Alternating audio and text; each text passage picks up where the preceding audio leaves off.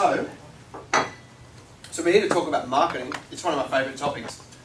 The reason why I love marketing so much is marketing fixes the majority of problems in a business. Not all of them, but you can normally market yourself out of trouble. People say to me, I've got a cash flow problem. Very rarely is there ever a cash flow problem. I say, if you had twice as many customers that you have now, would you be okay? Yes, so you have a marketing problem. The cash flow is a result of other things. So if we can teach marketing, you can get yourself out of most situations, not all. And so that's why I think it's an area that we must know. And you can't, like it's not a one breakfast learn it type thing. It's a life. Like you can do 6 years at uni and come out, and know a bit about marketing. But you have to be a student of marketing to be able to keep up with what's going on and what works and what doesn't work. Because how you market a business even 5 years ago is so different to how you do it now. Pre-GFC, post-GFC, the marketings have changed. Trust levels have dropped. There's different ways, there's different methods. It's much cheaper in many areas to get customers now than it was back then. So you've only got to look at, as an indicator, you've only got to look at Yellow Pages. They were 2 books, now they're 1. They went to 2, I don't know why, because they're straight back to 1. I think they were trying to put a front up that they were going okay. But Yellow Pages in America have just filed Chapter 11, which means they're on the early stages of bankruptcy. So that model is over, and nearly all of my clients I take out of there because they can't justify the spend. And the only reason why Yellow Pages have gone away with it for so long is because they use fear-based marketing. If you're not in here, you don't know what you're missing out on. And lately, over the last few years, people have been smart. They've tested and measured all their phone calls. They can pinpoint, I spent 18,000 and got 12 grand in, it's just not a good decision. So the marketing has shifted. But before we get into actual specific marketing, why now? I think it's important to understand macroeconomics and then where marketing fits into that. So we'll take a big global view of what goes on. We have a cycle that we live by. Just like every year we have summer, autumn, winter, spring. Well, at the moment it feels like summer's going on forever, and because it's hot and humid. But I can't wait for autumn. So every year we go through the 4 seasons. But economically we do exactly the same thing. Economically we go through the 4 seasons, but it's every 7 to 10 years, not every one. Now it's not an exact science, but as I study history, we've just been through a recession or a depression. And then we had the one in the 90s, that we had the one in the 80s that we had to have, the one in the late 60s, early 70s. It just goes on and on and on, where we have a period of intense boom, and then a period where it all falls and everything rights itself and finds some middle ground, and then it goes off again. So if you take Australia as an example, between 2000 and 2007, we had a phenomenal economic summer in Australia. You could be really bad at business and you still made money because everyone was just buying stuff. The phone rang, the stocks were up, property was up, the sun was out, everyone was happy. And then we had this situation at the end of economic summer. If you remember Black Friday and November 2008, when the 2 major banks collapsed in America, there was a run on the banks, and so that was the start of the official GFC, as it was at that point. So 2008, 2009, we had to ride out the winter month, the lean months, and then we had 10, 11, 12, and my belief right now, 13, 14, is that we're on the upside of spring here. And I've just based that on all the indicators point to the fact that we've had a stable recovery. What I mean by that is, if we had Black Friday 2008 and a recovery in 2009, we would have another drop, because you can't, what goes up must come down, you just drop off, it's not stable. Because it's been slow and steady, and painfully slow for people who bought assets in 2007 and had to hold on to them, and people that lost all money in super and stuff like that. Painfully slow, but it's more stable when it's slower. So all that really means is that we're going to have spring for a bit longer, but guess what's next? Economic summer. Now when? That bit I can't tell you. All I know is that it's the next part of the cycle according to history. Now, I hear people say all the time, property prices won't double again. Do you reckon they've said that at the end of every recession in history? And of course they do. Now there may be a period of flat line, and then it'll just jump again, and it will happen. I think about my nan told me one day her first house she built for £50. Like, how many times has it doubled between there and $500,000? So it's like, and people would have said at the end of the Great Depression, it won't double, but it will, and it will happen again. Now the reason, so here's how I know. People that say property prices won't double, they don't know what they're saying, because they're also saying inflation's going to stop. That's what they're also saying by saying property prices won't go up. Which is stupid, because government have a target of inflation, so they're aiming for some. Okay, so they're saying that, you know, what they're saying doesn't really make sense. So we will have, you know, a period of time where because everything's getting more expensive right now. Like petrol's jumped a fair bit, and food's jumped, and so forth. So prices jump, then they make wages go higher, because they'll give everyone pay rises to match inflation. And then when pay rises are a bit ahead above prices, there's a surplus of cash, everyone goes buying, they'll force another run on everything, and it'll go up again. It's just the way it goes. It's always been that way, it'll always be that way. Here's the concern though from us as believers. During the GFC, did the governments and the major banks fix the problem? What was the problem? Greed, debt, borrowing, leverage. Did we fix it? What did we do? Print more. Yeah. So we actually just compounded the problem, which means that it's just a bigger ticking time clock for when it does go bang. My belief is it won't in the short term though, because they've just funded their way through it again. But it will again. Like at some point it's going to go bang, it's going to go bang even worse. So if you go back, right back to the start of the Bible in the early chapters, there's a thing called the jubilee cycle, and what God sets is a mandate where He says, every 7, you know, go for your life for 7 years, and on the 7th year stop and write everything, and every 7 sevens on the jubilee year cancel each other out, send your staff back home, give everything a bit of a break, and then start again, so that you would never get the spiral of debt that we're seeing today. Now He set that as a mandate, and not once was it followed, because Babylon took over straight away, and Babylon doesn't recognise smart, it just recognises greed, get bigger, go bigger, you know, borrow more, immediate, feel good, do whatever you want to do. So we have this kingdom cycle. Now here's the thing, we can almost adopt the Jubilee cycle in the modern age if we want, and take the principle of there is a period of time where you want to, you know, use leverage, use debt. There's got to be a period of time as believers where you cancel each other, get rid of your debt, sell down, get liquid, get money in the bank, so that you take the pressure off yourself. We have to adopt that, because I know so many believers who, you know, they went and bought property and they went and leveraged it all up and they couldn't afford to keep it during the down times, and that's real sad. So the other point that's really important right now is that this part of the quadrant, or the circle, is where the shift of wealth should take place from unbelievers to believers. Because right now, and over the last 5 years, you could buy assets cheaper than any other time in history. You know, you could buy assets, you could buy property at 80 cents in the dollar. When Black Friday hit, it's really funny. That Boxing Day of that year, DJs had their Boxing Day sale, and there were 5,000 people lined up ready to open the door to race in. The stock exchange had a 50% off sale. No one bought shares. No one went and bought good quality BHP. No one took advantage of the opportunity, and yet those assets need to come into the hand of believers, only because we can use them for good. That's the only reason why. We can influence the companies, we can influence the people, and we can use the increased proceeds for good.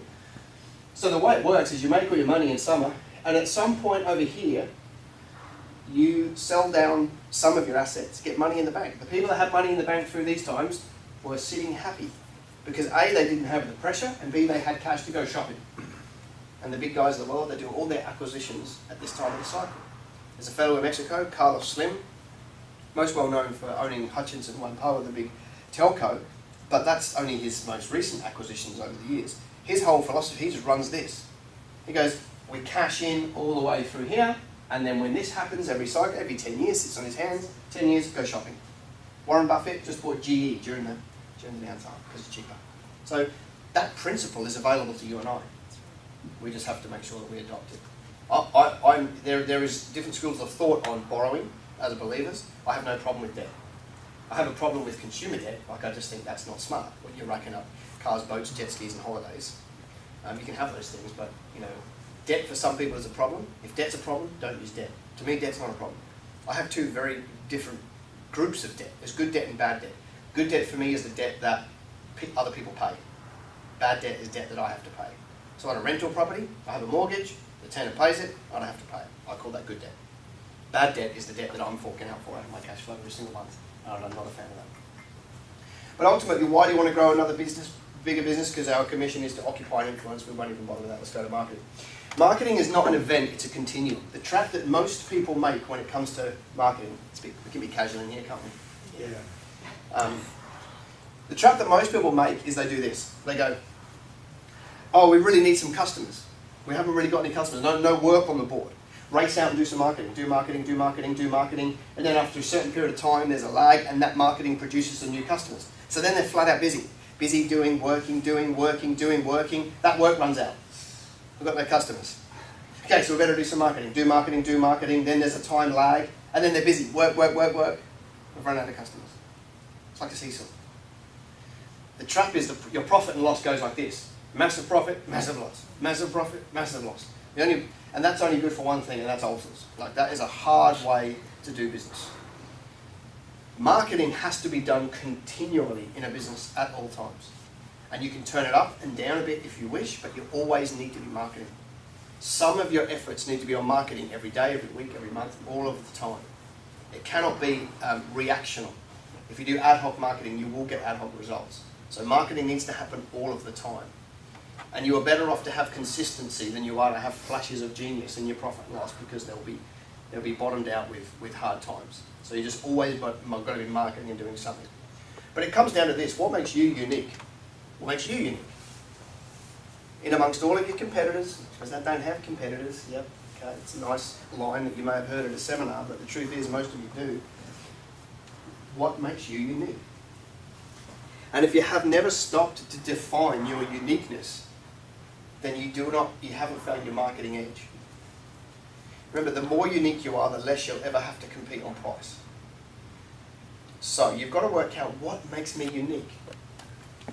Best service. It's not going to work. Service, schmervis. That's what the world sees. It's like the amount of people that say we've got good service. Don't you expect good service? That's like a baseline. So that cannot be it. There's got to be something else. Okay. Now it can be cheapest is a unique selling proposition. That's how Bunnings became Bunnings, because we were the cheapest, and if you find anyone else, we'll beat it by 10%. That's how they launched when they launched. And so everything they did lined up with that. Even now, the magazines, they look like the hand drawings on the recycled paper. They pay a premium in their marketing to have it look like it's cheap, because it goes with the brand. Okay? Well, what makes you unique? What is going to make you stand out amongst everybody else? Okay, we've got a few different industries. Commercial law. How many of them are there in Brisbane? Exactly. So if you don't have anything unique, you become vanilla, like the other 1,999. You know what I mean? What makes you unique amongst everybody else in your field? And you've got to distill that down so that you get... Now, there could be a few things, but there'll be one that's the standout marketing angle that you take wherever you go. This is the bit that most training they skip past, because it's the hard bit. This is the hard bit of business where you actually have to pull it apart, wrestle it, maybe even go and take it to market and see whether people agree with you. But once you have this, everything else falls in line so much easier. You take something like AdWords as an example. I mean, I'm a huge fan of AdWords. I went and studied it and did it myself. I couldn't find anybody in the world that could tell me how to do it, so I went and did it myself by throwing up ads and pointing people to different things and seeing who clicked and bought and stuff like that. The minute you know how unique you are in AdWords, you can now buy clicks at like 10% of everybody else, because you're not playing in the same sphere as everybody else. So everything just gets easier. Everything gets a bit cheaper when you know what makes you unique. So you've got to find something that is either... The thing that will make you unique is normally part of your business model. Okay? Think about your business model, your distribution, your network, your purchasing power. It's normally in your business model where you're unique. It cannot be the fact that you have the coolest brand. Okay? Brand in small business is a thing of the past, in my view.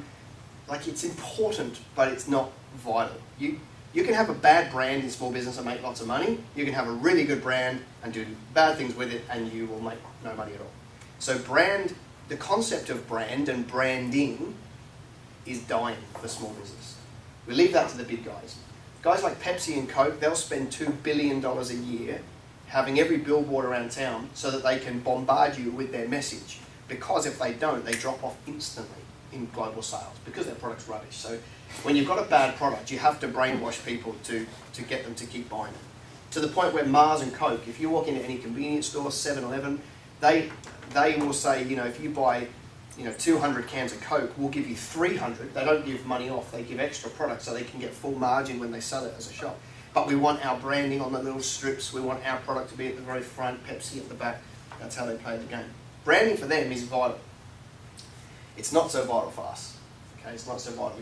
You're better off to work out what makes you unique in amongst your business model. So thinking about how you buy, how you sell, how you deliver. Let's get some practical examples. Does anybody know Zappos? You'd know Zappos. The little, No. They're a online shoe store. Oh. Okay, that launched, I don't know, 8 years ago or something like that. Now, an online shoe store 8 years ago was revolutionary but not unique. There were still lots and lots and lots of those around. So Zappos said, okay, what's going to make us unique? How do we build something in our business model that's going to make us stand out? So what Zappos did differently was you went online, they had a whole bunch of shoes, you know, running and nice shoes and dress-up shoes. When you bought them, it came to a page at the end that said, shipping. You get to choose overnight, 1 week, or 3 weeks, or you know, whatever the options were, and they were cheaper as you went. Zappos made a decision in their business model to say whichever one they clicked, we would send it overnight. So that if they were expecting them in the week and they got them in the morning, they would be absolutely over the moon. And it made them stand out. People wrote about them, blogged about them, couldn't stop telling about them. So it launched them as a global company, and they were one of the first companies, private companies in history to do $1 billion in sales. It did something like 14 months or something. So because they had this one competitive advantage over everybody else that was unique. And then the people marketed it for them. Does that make sense? You've got to work out what it is for you though. What is it for you? What have you got as a distinct advantage in your business model that nobody else has? And then you've got to come up with one. Because that's what you can put your hand up and say that is better than anybody else. Okay? And then the second part you want to know is who's your ideal customer? Ideal. Not. Because the trap is I'll take anyone. If they've got a checkbook and they can fog a mirror, we'll take their money. Okay? The problem with that theory is, because I get that, like when we're talking about marketing to your ideal customer, we're not saying only your ideal customer. We're saying who is your ideal customer. That is who you go for. If somebody falls outside of that, perfect. But it's from a marketing perspective. So you've got to get a picture of your ideal customer. Now, we've probably all heard the really cool new terms, like you've got a niche marketing, you've got to niche down. I have a massive problem with niching. You're leaving too much money on the table if you niche to one particular area. However, who says you only have to have one niche? So what I'll do in a business is I will get multiple niches and market according to those niches. Because it's very smart to market in the language of the people that you really want to talk to. So you work out who the ideal customer is. You can talk in their language, in their way, the way they want to be communicated about. That's smart. When you don't have that, you've got a broad market, which means your message doesn't really stick with anybody. But having one niche isn't smart. You get one, you market to them, it's good. You pick a different ideal customer, you market to it, a different one, and you market to it. And one of those will always be going well. So it's multiple niches at the same time, not just one.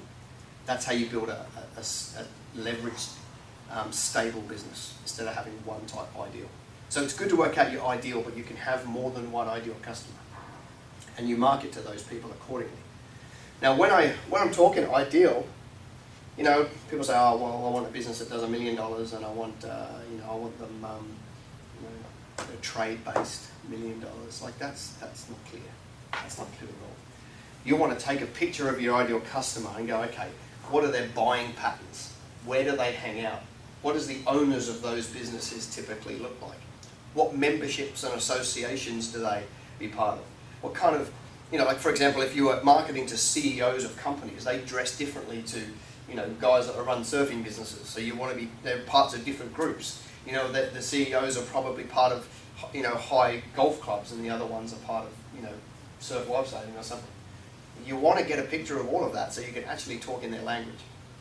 So who is your ideal customer? And super specific, even down to where are they geographically located, and what is it that makes them ideal? Is it the fact that they're really hungry right now? Is it that they'll want to buy something later, they buy it regularly, they buy little and often? Whatever it is, you've got to work out what is your ideal customer. And once you know one, you market to them. Once you've proven that, you come up with a set, okay, what is my next ideal customer? And go for them. And your next ideal customer, and go for them. Does that make sense? So if I use the greenhouse as a practical example, although we don't sell too much because we make it available, but it's still in essence the same thing. You know, one of our ideal customers is pastors of churches who aren't engaging their business community, because we can go along and get under them and support that process. And quite often when we go in and set up and do a training, they then have the capacity and the excitement to keep it going. So we become the catalyst for them to keep going with looking after their business people. So that's one arm that we market for. But that's very, very different to marketing for the believer in business. And it's very, very different to marketing to somebody that we want to have speak at our events. They're all very, very different, and we have to communicate with each one of those on a completely different level. And we market differently according to all of them, so that we can talk in their language, build rapport, and have that conversation, so that what I'm saying to them is relevant. So you've got to, if you have multiple products and multiple services with different ideal customers for each one, you have to identify each individual ideal customer. Buying patterns, lifestyle, where they hang out, what they wear, how they operate, how they think, get that stuff down, and then you'll all of a sudden go, now I've got a clear picture of my client. Now I know where they are. Do you know what I mean? Like if I was an accountant and I wanted to work with high-end businesses, I'd be going, okay, big business, where do they go? The Grange Golf Club. Okay, I'm going to market somehow into the Grange Golf Club. I'm going to host a golf day or put my branding on the fourth tee or whatever. So, because I'm actually only in front of my right audience at that point. Whereas if I'm just an accountant that'll take anyone, that's hard to market because anyone is no one. Okay, so the more specific you can get with who your target market is, the easier the process becomes. I'm in the final stages of editing my first book. It'll be ready in under 2 weeks or something like that. It's the most exciting, scary, and horrific process that you could ever put yourself through as a human being. And the reason being is because you do your best work and then hand it to people and they write it off and hand it back. It's terrible. And there you are. Yeah. Having been through that. And there you are with all your, all your best work laid out on paper, and you hand it to someone and they go, yeah, I'm just going to put some notes on it. Anyway. But I just put a chapter in my new book, the shocking truth about shingles. And it's a business book. So it's not about the rash, okay? That's a different book I might write one day. But the shocking truth about shingles is that the trap that so many people make is they think that if I hang out a shingle, the world will come and find me, and I'll be able to make money. And it's a sad reality that is not the case. With if you spot what happened, you go to the start of the 19th century, the 1900s, and every village had a butcher, baker, and a candlestick maker. And but they only ever had one of each. Like there was one blacksmith in town, and if you needed a blacksmith, you went and saw Bob. But nobody would ever consider starting another blacksmith because there was a blacksmith. Okay, that's what it was like back then. And if you needed some shoes for your horse, you popped down to see Bob, put some shoes on, right? So what happened over time is we got smarter, and then we had like the industrial age where we put people on assembly lines and stuff like that, and we thought that was a good way to make money. But then we went to the information age, which was basically putting people on assembly lines, but up and down in a building rather than flat in a factory. They just sit in little corrals and do their work. Then we had the agrarian age where people lived off the land and so forth. But now we've moved back into the age of the small business. And there's a massive turn of people getting away from corporate and running their own small business, which is great. But there's one massive difference between now and the 19th century, and that is the competition. Now there's 3,000 web designers in Brisbane. So if you decide, I don't know, but I'm just saying that like every second Christian is a web designer, it seems. T-shirt business and web design. I don't know what it is. And so like why anybody would start another web design business in Brisbane, I have no idea. But when they do, what's going to make them stand out from everybody else? What's going to see, back in the 19th century, just starting a business made you unique. Like you were the one, but it's not like that anymore. Now the world is a global village.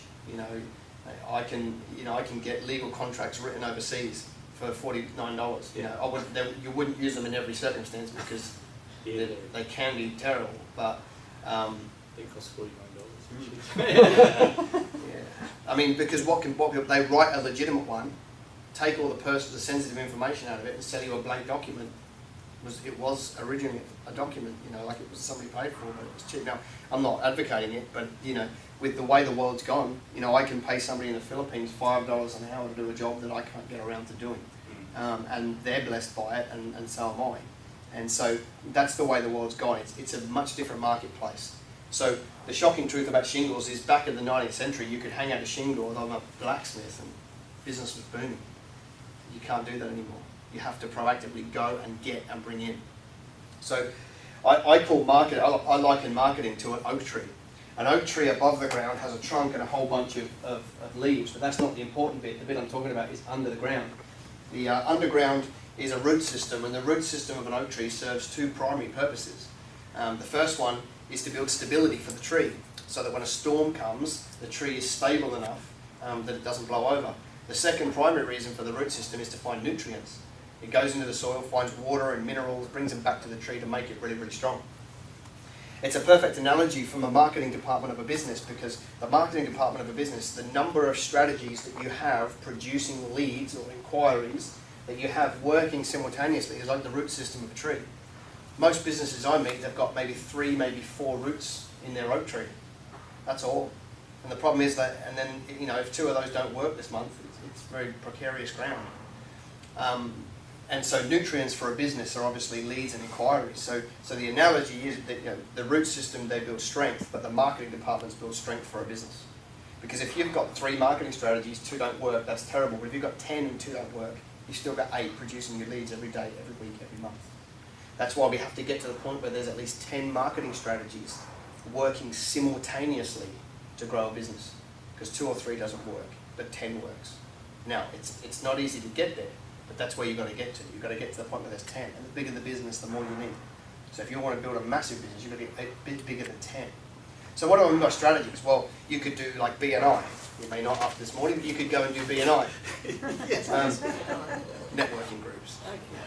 You could do leaflet drops, you could be part of the Chamber of Commerce, you could be running radio campaigns, you could be in Yellow Pages if you want to lose some money. So there's plenty of different ways that you can do marketing, okay? That's what I mean by strategies. You've got to have 10 of those working simultaneously to build a business that is stable, so that when a storm comes, like an economic storm, your business doesn't get pushed over. That's the name of the game when it comes to marketing. Now, so how do you start that process? Well, the first thing you've got to do is look at how many do we do right now. That's what you've got to do. You've got to take stock and go, okay, let's say, for example, we're doing 4 strategies. Okay, so if I was to test and measure those, how many should I keep? Because we're normally doing some that we shouldn't keep doing. We just do them because it makes us feel good and we haven't thought of any new ones. So let's say you're down to 2. Great, now 2 is my baseline. The fastest I've ever been able to get through this process of building up to 10 is 12 months to do it properly. Because you implement one strategy, test and measure the results, and then you've got to always measure, should I be keeping it or flicking it? And that's the game that you go on for the rest of life. See, so many people think that their business is their product and service. And we have to make a switch up here if we want to win in business. Your business is a sales and marketing company that happens to deliver law, that happens to deliver coaching, that happens to deliver whatever it is. The minute you think that your hairdressing salon is the focus, you'll lose. You're a sales and marketing business that happens to deliver cutting hair. Because what that does is that switches the focus from being the best hairdresser in town to being the best business person in town. If the person that focuses on being the best at cutting hair will just keep getting better at cutting hair, and they'll neglect the other side of the business, which is sales, marketing, collections, recruitment, all of that really important stuff. But if you don't do that, the rest is irrelevant anyway. So marketing is vital. You're testing and measuring all of the time, all of your strategies, and you put in through a process. Should I keep them or should I flick them? And if your ratio was really bad and you implemented 3 strategies and only 1 worked, then you only have to come up with 13 new ideas until you have a full suite of 10 producing your leads every day, every week, every month. And that is when you get a big, solid, sustainable business. Does that make sense? Is this practical enough for you guys? Can I ask a question? Yeah. So when you say test and measure, some strategies can take a time to actually, when you're sowing the seeds, it takes a while to reap. So did you have any guidance on how long, or is it how long is a piece of string? It is. Well, there is an answer to how long is a piece of string. It's twice the length of the middle to the end. But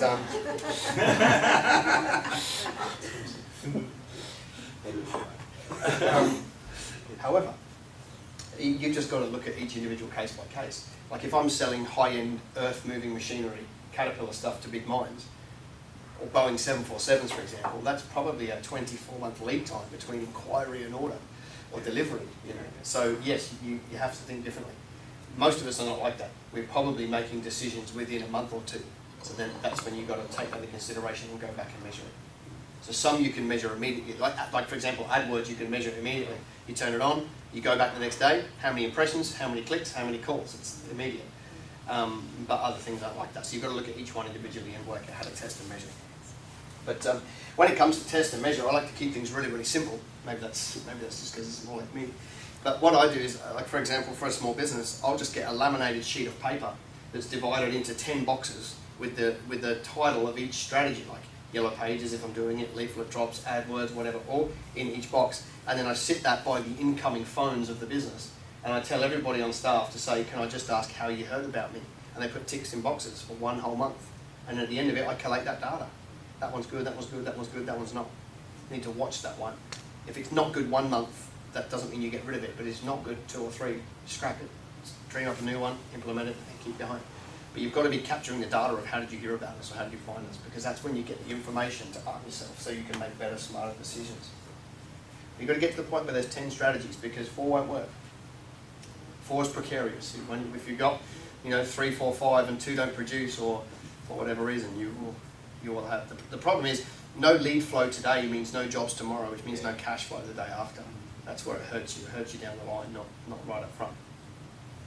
So there's 2 different types of marketing in my view. I don't like to just say marketing. I like to break it down into farming and hunting. Your farming style marketing is when you plant some seeds and you've got to work the soil and you're going to feed it a little bit and then water it and nurture it, and at some point down the line you'll get some fruit from that. But then there's hunting style marketing where, like, I need to get a customer today, so I'll go out like the caveman does and club a customer over the head and drag them back in and cook them up for dinner tonight. Okay? So 2 very distinct different ways to go and get customers. So which is more important? Both could be important at different times. The answer is both. Yeah. The decision you get to make though is where do you skew most of your resources or most of your efforts right now. You need both, but you can do 70-30, 80-20, 60-50-50, however you want to do it. And the decision you've got to ask yourself is, what do I need more of today? If I'm struggling to make rent this month, I need to go and flick most of my efforts towards hunting short-term customers. However, if my business is doing okay, cash flow is fine, but I want to be twice the size in 12 months, I've got to flick to farming bigger, longer-term relationships for much bigger business later on. Okay? So you always need to be doing both. But you get to decide where most of your efforts go to. What do you need more? Do you need short-term customers, or are you cultivating relationships so that your business booms at some point down the line? Both are good, both are important, but you get to choose where you put your efforts. The thing people say to me all the time is they go, how am I going to have time to do all of this? Anybody thinking that? Like I've currently got 2 and I need 10, like how am I going to get all this done? I totally understand what that means. And so when I thought about that, I thought, well, there's actually 2 distinct groups. There's active and passive strategies. Okay? There are strategies that I need to trade time for. I need to show up and do them in terms of marketing. But there are some strategies that once I put them on, I go back to work. Okay? So if you're time poor, you have to do more passive strategies than active, which means you no longer have the excuse that you can't do them. You just got to pick passive strategies instead of active. So here's an example of what I mean. Let's say you did go and join BNI and you ignored my advice and you wanted to go and have breakfast with people. That is an active strategy. Like BNI as a networking group is not going to work if you don't show up. You have to get up in the morning, brush your teeth, put your clothes on, drive across town, eat the food, hang out with the people, participate, drive 3 hours of your life that you've just traded for whatever results you got from that. Okay? That's an active strategy. However, if I was to run a radio ad, how many times do I record the ad or have the ad made? How many times can it be played? Yeah. Exactly. So I write the ad, I sign off on it, and I go back to work. And that is marketing that is happening all of the time, and I don't have to trade any time for that to happen. If I wanted to do SEO, I want to be #1 in Google. I find an SEO company, and I sign them up, and I go back to work. And I test and measure the results once a month. I get my rankings, see how I'm doing. Make sense? It's not something I've actually got to go and do every single day, every single time that I want to do that. So you need to be doing 10, but if you're time poor, you just pick more passive strategies than active, okay? You know, for example, being in the paper, like they write the ad, they put it in the paper, you sit back and go back to work, okay? So there's a bunch of both different strategies. Letterbox drops. You know, by the time it's designed and they go out, I sit back and wait for the phone. It's a passive strategy. It's not a bad strategy, but it is a passive strategy. Okay?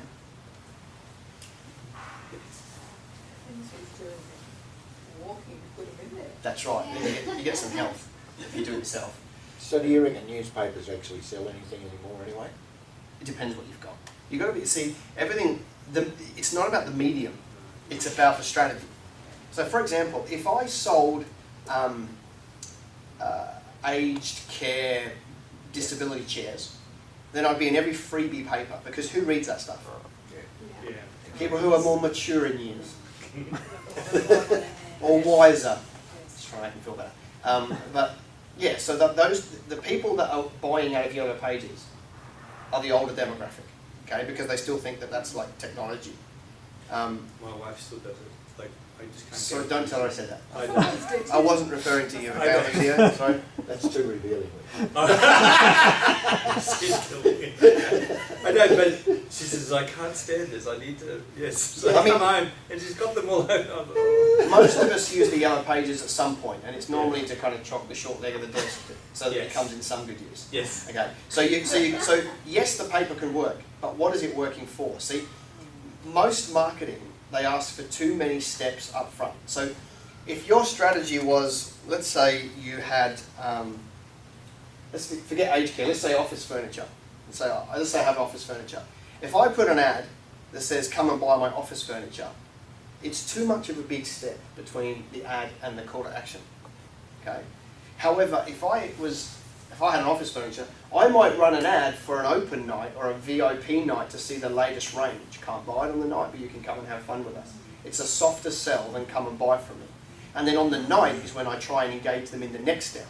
And at the next step, I engage them in the next step. And we've got to add steps to our marketing these days, because people's trust levels are really low.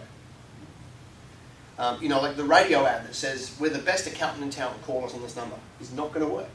But if a radio ad said, hey, listen, we're an accountant, we love educating people, go to this domain name and download this 7-step report on how to save tax legally, then people will go there. You've now got their name, their email address, their phone number.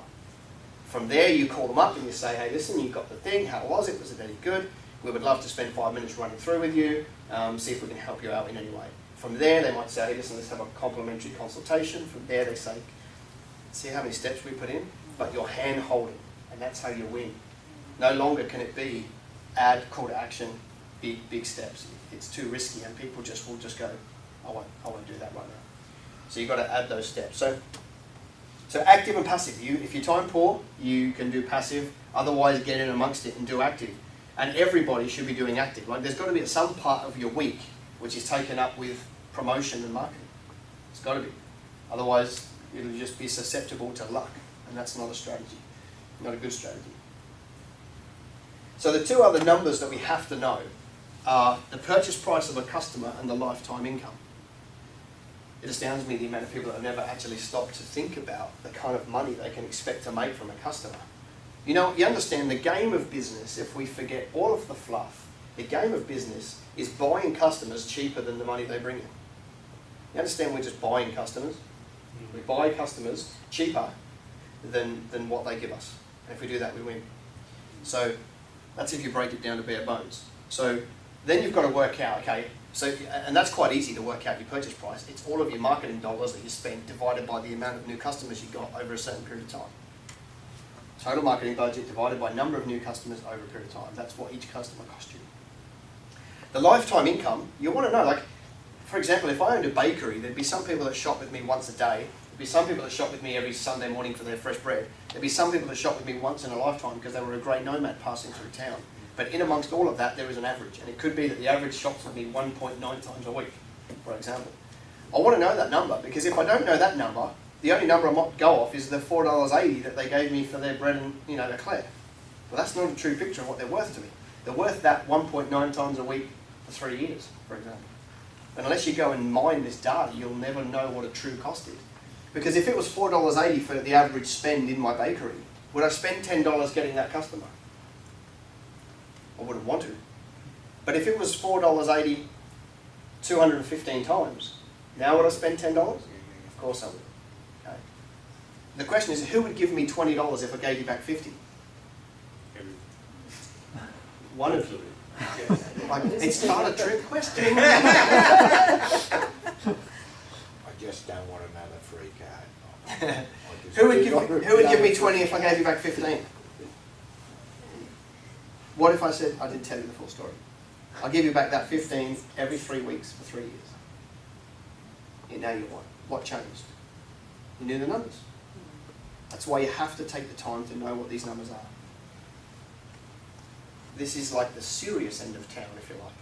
This is what big business has been doing for years, is working out these matrix. Because they couldn't care. As long as I put $1 in the gumball machine and get $2 out, we're winning. Okay, that's what marketing is at this level. You've got to buy customers way cheaper than what they bring in for you, otherwise you're going backwards. And that's the reason why the tech boom didn't take off. Remember, 2000, OneTel and all of those tech companies? The reason why the boom failed is because people were spending $200 to get a $100 customer, thinking it was all going to be okay. And you can't do that for long. You can keep going back to your venture capital firm asking for cash, but at some point they're going to say no because you're just burning cash at a faster and faster rate. That's why it never went anywhere. Okay? The internet came along, everyone thought they were going to be an overnight success, and it didn't happen. So you need to know your purchase price, your lifetime income.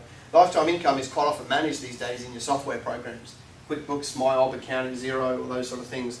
It tracks all of that. You can work out average dollar sales, how many transactions they spend with you. You can normally pull one client over a long period of time and say, as an average, your top 100 clients tells you everything they spend over a period of time, and like that stuff's really vital. Just a question about lifetime customer program as far as the marketing budget goes. With acting say for sort of firms like ours where we're going, an average project that we get would be say $100,000. So it's a lot of money, for an organisation going up to a corporate to pay. And so we go to conferences. So you turn up to conferences. Do you also cost in your marketing budget? Would you cost in the time of the person, me or someone else, manager who goes to that conference, or do you just say, well, that's part of their normal job role? How do you do that one? I don't see that it matters as long as you do the same equation every time. Okay? So as long as the math's done the same this time, next time, and next time, I don't think it matters. What you don't, if you're adding a hard cost and a soft cost of time, and then you don't next time, you're going to get skewed numbers. So let's say, for example, you didn't include the cost of time, and it cost you, let's pick a figure, $1,000 to get a customer. When you measure that at the next conference, you just want to make sure that you included it the same way to find out that it only costs you $800 to get a customer, because you want to buy them cheaper all of the time. So you can give people an overhead recovery rate and factor that in, and that's not a bad way to go, as long as you then do it the same next time when you do your maths. Okay, as long as it's the same. So I haven't been adding it in because I thought, well, they're getting their salary anyway. Whether they're going to the thing that you've got not going to conferences, they're getting their salary anyway. I think the thing to consider is, will it be the same every single time? So for example, I would add it in if I decided to throw way more resources at it at a different time. So if this time I send 3 people to the conference, this time I send 5 to see which, if I can get a better result, then you've kind of got to add it in because there is a different cost. Whereas if it's just like I go and somebody else goes to everything all of the time, you have the luxury of not adding it in and just going off the hard costs and not the soft costs of time. But you can give them an overhead recovery rate, say give them $60 an hour or 80 or whatever the prices are, and factor that in. But it's just more manual accounting. I would go without it, but you can do both. And then you've got to track these numbers, and your whole goal in business is to reduce the purchase price and increase the lifetime value. That's your goal. And it's in the middle of those two numbers where you make your profit.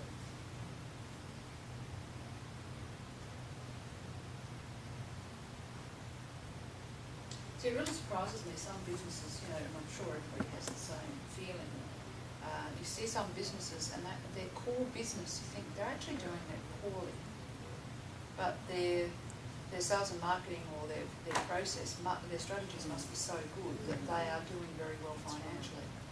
And Look at a major bank. well, yeah. Yes.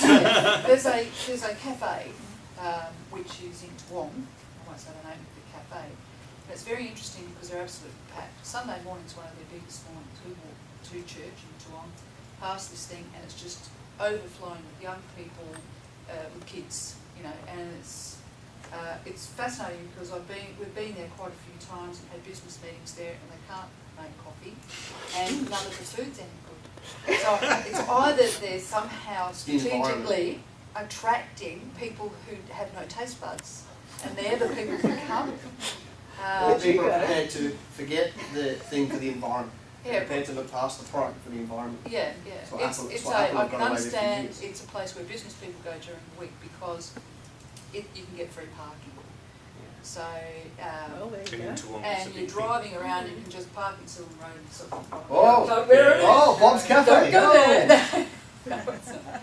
But it looks like it's got a great food and coffee promise, I guess. Mm-hmm. So as we walk past, we think this food must be good, this coffee must be good, this joint's really jumping. But everybody agrees. They're just better at rallying a crowd than anybody. They're very good at doing that, and yet I haven't seen advertising as such for this particular place. So it must be sort of an in-crowd thing, you know, like this is where we all go. It's a following. It's a following somehow. So So maybe do it's a charismatic owner Yeah. Well, we're going to talk about who it. goes to BNI all the time. Probably not. And Oh, It'll become the common joke now. At I least know. 5 more times before I'm finished, we'll talk about BNI. Oh. I did 7 years there, so I've done my time. Yeah. You know, marketing can quite often feel like this. And just to make it really, really clear, so there's no assumptions, you're the red one. So you're doing a tug of war with your prospects, and you're on this side saying, come on over, we're the best, we've got the best service and the best products and prices. And your customers are on the other end of the tug of war, and they're going, I don't believe you yet, you know, I'm not quite convinced, you know. And you're there going, yeah, but we are, I promise, we're really, really good. And they're like, on the other side of the thing, they're saying, yeah, but everybody else is telling me the same, how do I make a decision? Like, that is a hard way to grow a business. You get tired and you get cranky really, really quickly. If I gave us the job and said, we've got to go and catch butterflies, how would we do it? You go somewhere there's butterflies to begin with. Mm-hmm. With the net. Who's a net? Right equipment. My best joke. Who's a net? Oh. real I was trying to work what you were saying. Who's a net? Okay, so a net, right? That's great. That's it. So we've gone to where there's butterflies and we've got a net. Now, have you ever tried? Can you imagine somebody trying to catch it? See how they fly? Yes. They don't really fly in a straight line, right? So it's kind of fun to watch. If I said that was too slow, what would we do? A bigger net, right? Now we're getting personal. Helicopter. Now poor net is really big, poor lady. Anyway, Couldn't you use something that attracts butterflies? bingo. Yes. This is how I'd be doing it. Yes, I'd take the time to plant a garden. Some lovely shrubs, some lovely flowers, some nice smells. What are the butterflies going to want to come and do? Sit on them. Hang out in my garden. Yes. That's the switch that marketing has made in the last 5 years, which is your coffee shop. They no longer market coffee. They've created such an environment that people want to be there. Have you been to that kid's computer shop? Normally they're in that major shop. It's in the Apple store. Have you ever been to the Apple store? Steady, kids. It's all bright colours and People dressed in Yeah, but jazzy it's work. colours selling Yeah, stuff everywhere that you really don't want. it's funny. I mean, we have a big debate in my house. My wife is a Mac and I'm PC. You know, it's like Yeah, we got that. I've got the product that works. Hers normally, struggles. Batteries die all the time. Do you know, so I went and got the iPhone 5. Do you know, I finally worked out because I had the 3 and the 4 and the 5. I finally worked out what the number means. It's the amount of times you have to charge it every day. Really, not looking forward to the iPhone 10 one bit whatsoever. Anyway. Actually. We'll be Christian and forgive. Yeah. They're still one of the largest companies in the world. Do I need to come to the Lord about that? Do I? The thing No, about Macs so- is that they do no discounts. They don't do any. 'Cause They don't. We They buy. don't discount. We